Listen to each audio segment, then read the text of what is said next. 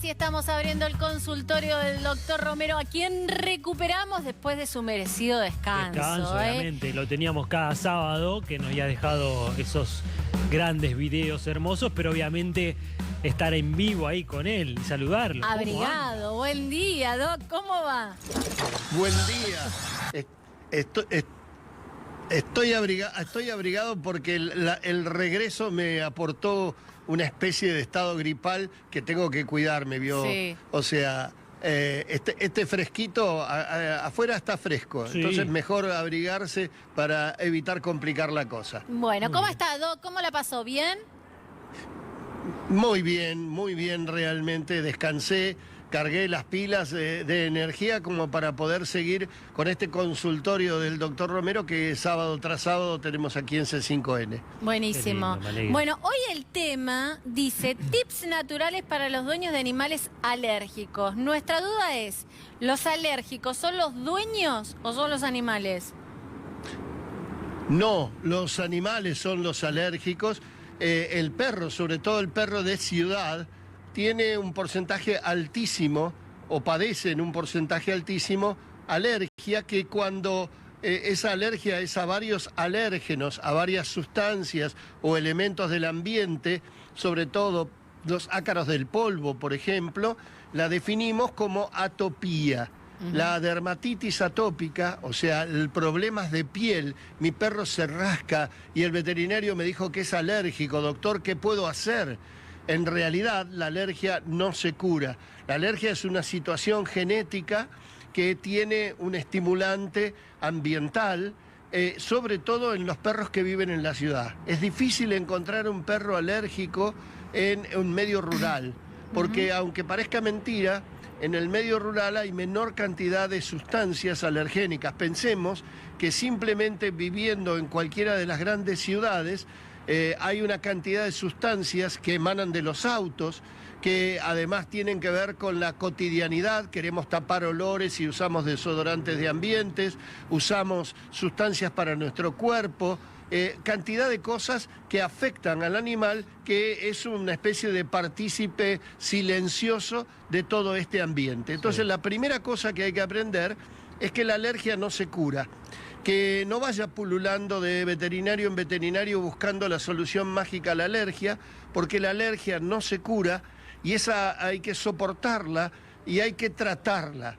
O sea, ocuparse de la alergia, no angustiarse, no preocuparse, sino ocuparse y entender que un animal alérgico, un animal atópico, padece una enfermedad crónica, incurable, pero sobrellevable durante el resto de la vida. La segunda cosa, como consejo dentro de los tips que planteamos para hoy, es no tenerle miedo a la medicación crónica. Es decir, cuando su médico veterinario expresa alguno de los medicamentos necesarios para que el animal no se haga daño. Hoy existen medicamentos que no son corticoides, que no son antialérgicos, pero que evitan que el animal se rasque. No son baratos, pero son muy efectivos. Cuando tenemos una atopía, esa medicación va a ser casi seguro de por vida o en periodos importantes de la vida. Cuando el animal está bien, soltamos la medicación y volvemos a tenerla. Como conclusión, no tener angustia ni miedo de un animal que va a estar medicado casi seguro de por vida. Y al revés de lo que uno recomendaría en un animal sano, a un animal atópico, a un animal alérgico, hay que bañarlo más frecuentemente para quitar de la piel los alérgenos que normalmente son ambientales. Esto es algo parecido a lo que nos pasa a nosotros. Nosotros aspiramos alérgenos y tenemos alergias generalmente respiratorias. Las alergias de la piel nuestra del ser humano son más de contacto. El perro aspira o toma contacto o ambas cosas con los alérgenos y reacciona fundamentalmente en la piel con una picazón haciéndose mucho daño. Cuando hablamos de baños, recordar que no se deben usar shampoos humanos, ni jabón blanco de lavar la ropa, ni ningún tipo de jabón que no sea específicamente medicado para el perro. ¿Por qué? Porque el pH, la acidez o alcalinidad del cuero cabelludo del humano, en el caso del humano es alcalino. Y en el caso del perro es ácido, de tal manera que debemos usar shampoos suaves, especialmente medicados para el uso frecuente, pero apropiados para el perro. Es importante también disminuir los alergénicos en el espacio donde convive el perro. Habitualmente los fumadores dicen, no, yo fumo afuera porque tengo chicos, o algunos te lo dicen los menos, porque no quiero afectar al perro. En cuanto al fumar, existen 3 tipos de humos. El humo de primera generación, que es el que el fumador inhala, el humo de segunda generación, que es el que el fumador exhala, y los residuos o humo de tercera generación, que es lo que queda en la ropa. Eso que queda en la ropa, por más que un fumador fume fuera de la casa o vaya al balcón a fumar, son alérgenos también y son tóxicos que pueden afectar seriamente a un animal. Y si lo queremos, tratemos de evitar nosotros ser los que le hagamos daño. Habitualmente decimos que el perro come pasto y el gato también come pasto. Bueno, si tenés la posibilidad de hacer una macetita de alfalfa, la alfalfa tiene poderes antihistamínicos y de alguna manera vas a colaborar con la medicación. No significa esto que porque le das alfalfa o le permitís que el perro cuando quiere comer pasto coma esta alfalfa vas a solucionar el problema, pero vas a colaborar. Siempre consultá a tu médico veterinario con respecto a la alimentación adecuada, porque muchas veces las alergias provienen de los alimentos. Y también se pueden agregar ácidos grasos, los famosos omega 3, omega 6, que no van a curar la alergia, pero que van a poner a la piel en mejor situación. Es decir, que si yo hago baños frecuentes con el shampoo adecuado, le doy omega 3, omega 6, ácidos grasos esenciales, tengo el pasto digamos con antihistamínicos, voy a tratar de sobrellevar mejor la situación. Y sobre todo, y por último, evitar toda medicación superflua y evitar la automedicación. El único responsable de la salud de nuestros animales de compañía es el médico veterinario al que consultaremos, sobre todo en estos casos donde el equilibrio de la salud del animal es altamente inestable. Más del 35% de los perros de las grandes ciudades son atópicos, es decir, son alérgicos a muchísimos alérgenos, y esto nos tiene que llevar a reflexionar sobre entender que es una enfermedad crónica que no podemos curar, pero que podemos sobrellevar con felicidad y salud para nuestros animales.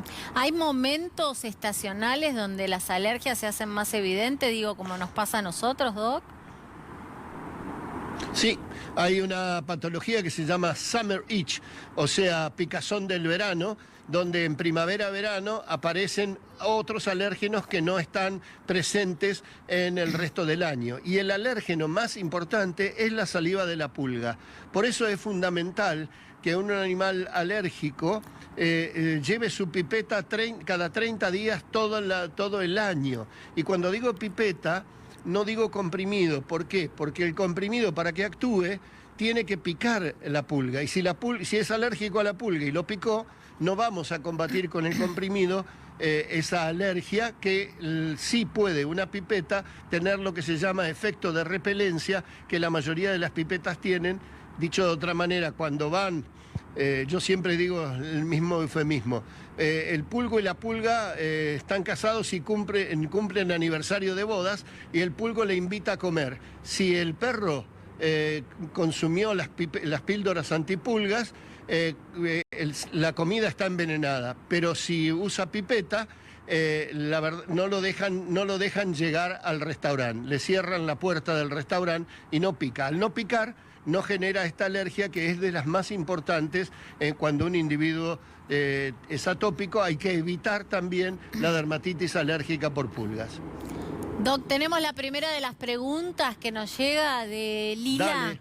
Dice, mi perra de 11 años comenzó hace 3 días con convulsiones. Me dijo el veterinario que puede ser epilepsia. ¿Cómo se trata esa enfermedad? Bueno, y después nos agradece por el programa de todos los sábados. Bueno, la primera de las cosas, no debe ser medicado un animal que en el año tenga menos de 3 episodios convulsivos. ¿Por qué? Porque la medicación primero hay que detectar si es epilepsia o no. Esto se descarta haciendo ciertos análisis y ciertas evaluaciones clínicas que por descarte determinen que hay epilepsia. No hay un estudio específico que diagnostique la epilepsia, no hay resonancia salvo que estemos sospechando un tumor. no hay electroencefalograma que determine un trazado típico como en el ser humano para los distintos tipos de epilepsia. Pero supongamos que tuviera epilepsia, lo que hay que aprender es que es otra enfermedad crónica, que requiere mucha paciencia del dueño en consonancia con el médico veterinario de confianza y que requiere análisis semestrales del dosaje de las drogas que se utilizan y también del estado hepático del animal. Es una enfermedad tratable y normalmente aparece entre 1 año y medio y 3 años y medio de edad, pero en este caso puede ser producto de alguna deficiencia vascular y sería tratada de la misma manera para evitar las convulsiones. Recordar entonces que si son menos de 3 episodios convulsivos en el año, la recomendación internacional es no tratar al animal. Si son 3 o más, entonces sí tratar al animal bajo la estricta vigilancia del médico veterinario de confianza. Bien, otra pregunta que llega de María, que le pregunta si el collar para pulgas es efectivo. ¿Nos escuchás, Doc? Carla, Nico, ¿están ahí? Sí, ¿Vos- sí, vos nos estamos acá escuchás? firme. Ay, me parece que nos perdió el doctor. No, no nos está escuchando. A ver si podemos recuperar el retorno con Sí, el el doctor retorno, para no. hacer la pregunta que llegó de María, que le preguntaba sobre el collar de pulgas, si es efectivo o no. total. Estamos tratando de restablecer ahí el retorno con el doc, que está en vivo hoy, Está en que vivo, sí, volvió, así que si querés mandarle alguna consulta, aprovechá el hashtag Bien de Sábado que usamos siempre para poder llevarle al doctor Romero alguna consulta. ¿Para usted es efectivo el collar de pulga? No, para mí, para, Sí. para mis pulgas. No, Ah. usted no tiene pulgas. Si usted Yo- fuese el doctor Romero, Yo creo que sí. ¿qué diría? Yo creo que sí, pero no puedo ponerme a la altura del doctor Romero, que me parece que nos está escuchando, ¿o no, Doc? Sí, te estoy Ah, escuchando, ahora Carlita. sí. Se había perdido. ¿Ustedes me escucharon la respuesta Todo, del Sí, episodio? todo, absolutamente todo absolutamente todo. escuchamos. Y había una nueva pregunta, Y de Doc, golpe que era- me fui a un mundo que yo no sé. Claro, no, sí, sí. La pregunta que quedaba ahora de María Me fui a era... Narnia. Sí, sí, el doctor, le preguntaba a usted, Doc, si el collar para pulgas era efectivo. Sí, es un método no de los más modernos, pero también tiene efecto de repelencia junto con las pipetas. Esa es la respuesta concreta. No es conveniente usar el collar con otro método. Sí. Los comprimidos son muy efectivos cuando las infestaciones son graves y hay comprimidos que combaten pulgas y garrapatas. Y sobre todo entender que las garrapatas y las pulgas no solo son un incordio para el animal, un problema de picazón, sino que son capaces de transmitir enfermedades muy graves, pero muy serias. La famosa enfermedad de Lyme que padeció Thalía, se la contagió una garrapata que la picó en la cercanía de las montañas rocallosas. Afortunadamente en la Argentina no está la enfermedad de Lyme porque no está esa garrapata específica, pero nuestros perros pueden padecer otro tipo de enfermedades, prácticamente 5 o 6 enfermedades son capaces de transmitir las garrapatas, muy serias y de difícil tratamiento.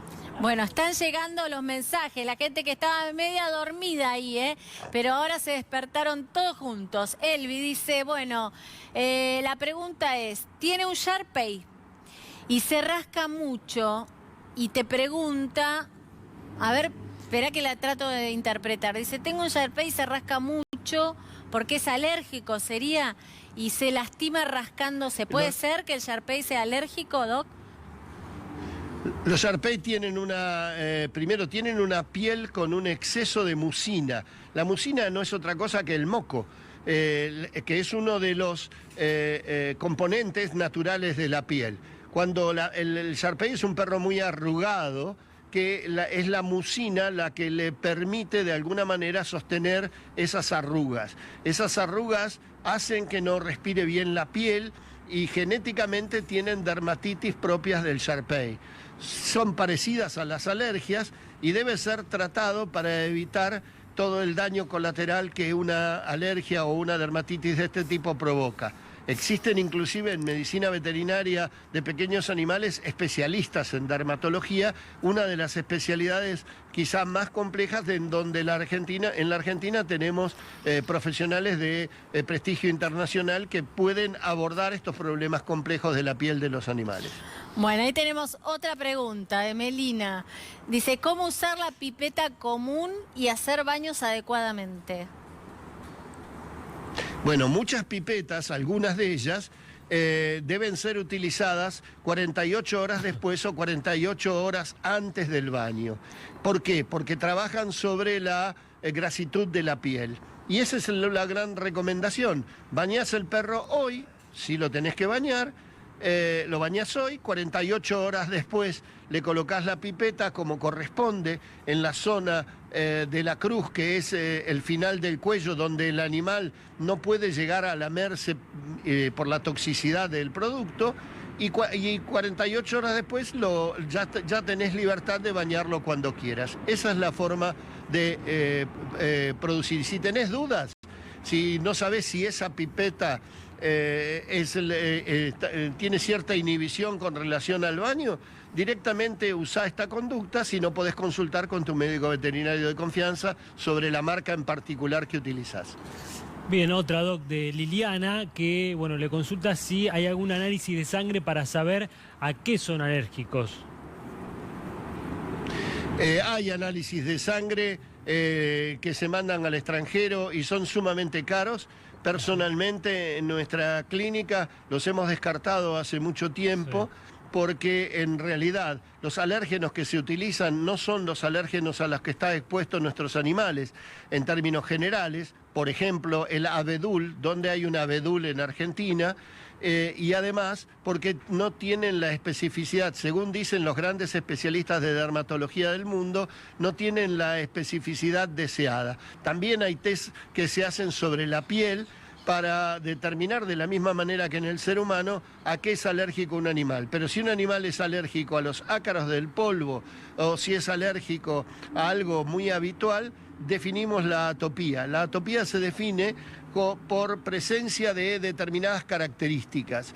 O sea, hay una tabla que permite evaluar signos mayores y signos menores, y hay un 85% de certeza en el diagnóstico clínico de la atopía. Por supuesto, descartando otro tipo de patologías que pueden ser concomitantes o confusas con respecto a este diagnóstico.